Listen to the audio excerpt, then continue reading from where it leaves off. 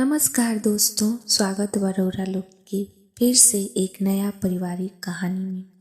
अगर कहानी अच्छा लगे तो लाइक और सब्सक्राइब करी और कमेंट के माध्यम से बताई कि ई कहानी रउरा लोग के कैसन लागल। आज के कहानी बा देवर भौजी के प्रेम। होली आवे वाला ही रहे, अभी तक कोई राशन के सामान ना आई रहे। मनोज के माई मनोज के सुनावत रही। मनोज कहलस कि सामान अनुज भी तला सकेला, सिर्फ हर चीज खातिर तू हमरे के कहेलू। हमरा से वो पैसा मांग ली और बाजार से जाके सामान ले आई। मनोज के मेहरारू सविता चुपचाप दोनों माई बेटा के बात सुनत रही। मनोज के शादी पिछला साल होली के कुछ दिन पहले ही भई रहे। पहले होली में मनोज ससुराल में ही रहे। अब की बार सविता के ससुराल में पहला होली बा। अनुज मनोज के छोट भाई रहे। वो 12वीं में पढ़त रहे और स्वभाव में बड़ा ही लचकोपड़। वो सविता से भी बात करे में बड़ा लजात रहे। शुरुआती दिन में तो वो भूखे ही रह जात रहे, पर सविता से खाना ना मांगत रहे। वो तो एक दिन सविता ही अपन सास से कहली कि देवर जी बिना खैले रह जालन और हमरा से खाना भी ना मांगेलन। तब सास अनुज के बुला के डटली और कहली कि तू बड़ा लजाए वाला भइल बड़ा, कम से कम मंगब ना त जाके चौका के पास खड़ा हो जा।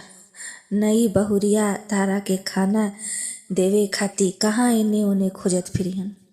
ओकरा बाद से अनुज समय पर चौका में जाके खड़ा हो जात रहे और चुपचाप खाना खा के पढ़े निकल जात रहे। सविता खुद ही से ओकर थरिया में खाना दोबारा डाल देत रहे, मगर उ कुछ अपने से ना मांगत रहे। मनोज जैसे ही घर से बाहर निकलल, तब अनुज साइकिल से घरे आवत दिखाई देलस। मनोज अनुज से कहलस कि उस सामान के लिस्ट तैयार कर लेवे और सविता से पैसा लेके सामान बाजार से लाके घरे रख दे। अनुज आपन मुड़ी हाँ में हिला देलस और फिर आपन माई से पूछ के सामान के लिस्ट तैयार कर लेलस। लिस्ट तैयार हो जाए के बाद सास पतोह के आवाज देली और कहली कि एक बार लिस्टवा चेक कर लो, अगर कोई गड़बड़ी होई तो ओकरा के ठीक कर लीह। इतना कह के वो घर से बाहर चल गेली। अनुज ओजे बैठा रहल त सविता ठिठोली करे के सोचलस। वो अनुज खातिर चाय बनैलस और कप ओकरा पास रख देलस। अनुज चाय पी लेलस और ओजे बैठा रहल। बड़ी देर बीतला के बाद उ अपन भौजाई के पास जाके कहलस कि माई सामान के लिस्ट चेक करे खातिर कहली और सामान के नाम और ओकर मात्रा के बारे में बतावे के। सविता अनुज से कहलस कि आमा जी रंग त लिखल ही नइखी।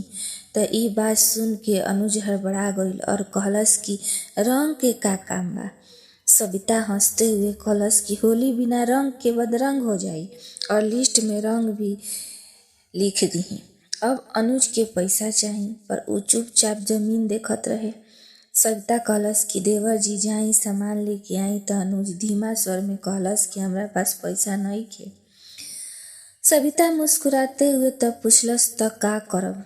अनुज धीरे से कहलस कि भैया कहले रहन कि रउरा से पैसा ले लीह। सविता अनुज के पैसा देलस और अनुज कुछ घंटा में घर के सब सामान लाके रख देलस।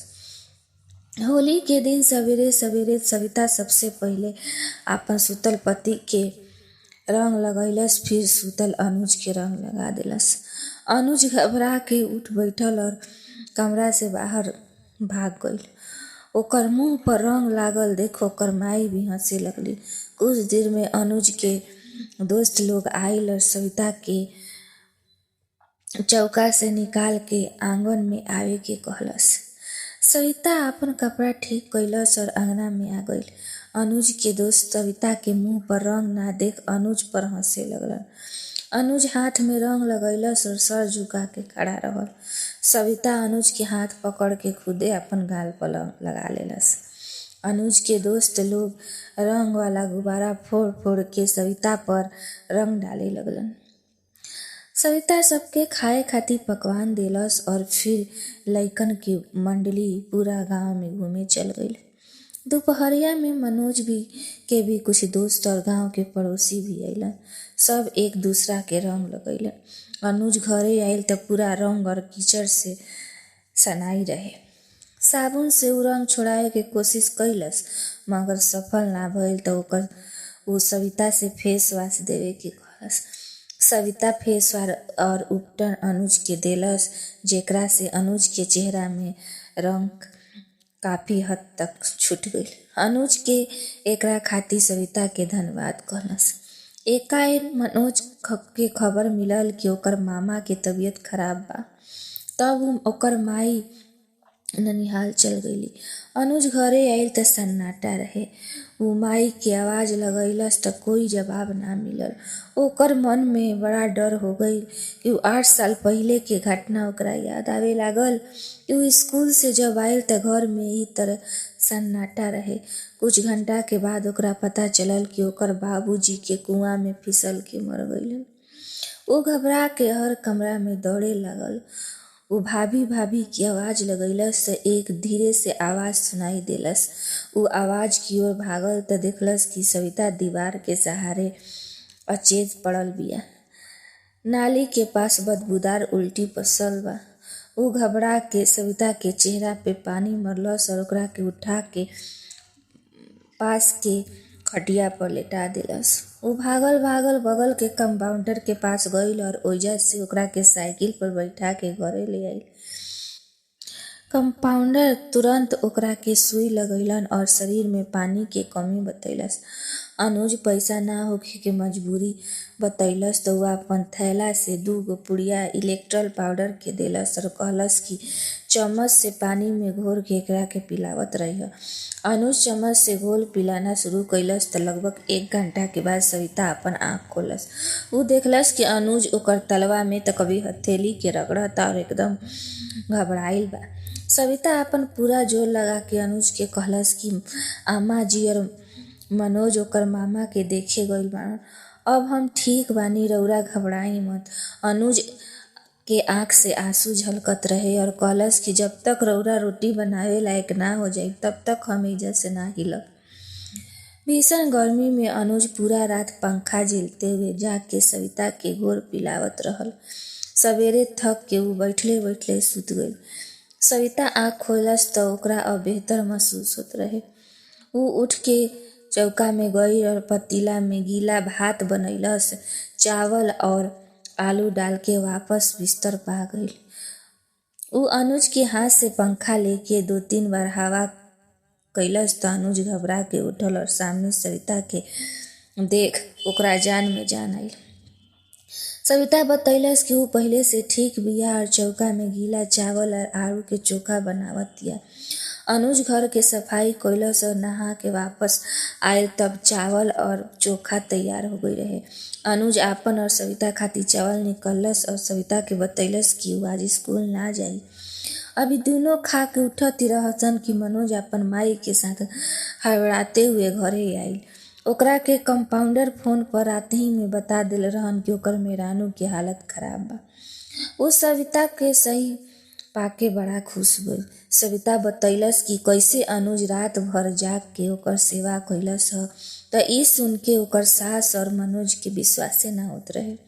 सविता अनुज के धन्यवाद कहलस त अनुज भी सविता के उत्तर में धन्यवाद कहलस। सविता कहलस कि रउरा त हमार सेवा कैनी ह, ऐसे हम रउरा के धन्यवाद कहतानी, लेकिन रउरा काहे धन्यवाद कहतानी। अनुज अपन स्कूल बैग से एक ट्रॉफी निकलस जो ओकरा वाद विवाद में प्रथम आवे खातिर मिल रहे। सविता कहलस कि हम कुछ ना समझनी तो अनुज बतैलस कि रउरा लड़की सबसे बात करे में हमरा संकोच होत रहे, रउरा उ संकोच खत्म कर देनी, ऐसे हम प्रथम स्थान लाइल बानी। नाही तो हम तो लड़की के देख के प्रतियोगिता में भागे ना लेती।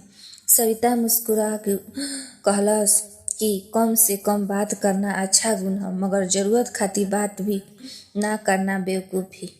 हम तो रउरा के बेवकूफ़ी हटैनी और हंसे लागल। अनुज भी आपन बेवकूफ़ी के याद क के हंसे लागल। दोनों के हंसता देख मनोज के माई और मनोज दोनों लोग हंसे लगलन जा। दोस्तों, ई कहानी रउरा लोग के कैसन लागल? अगर ई कहानी अच्छा लगे त लाइक करें, सब्सक्राइब करें और कमेंट के माध्यम से ज़रूर बताएं कि ई कहानी कैसन बा। धन्यवाद।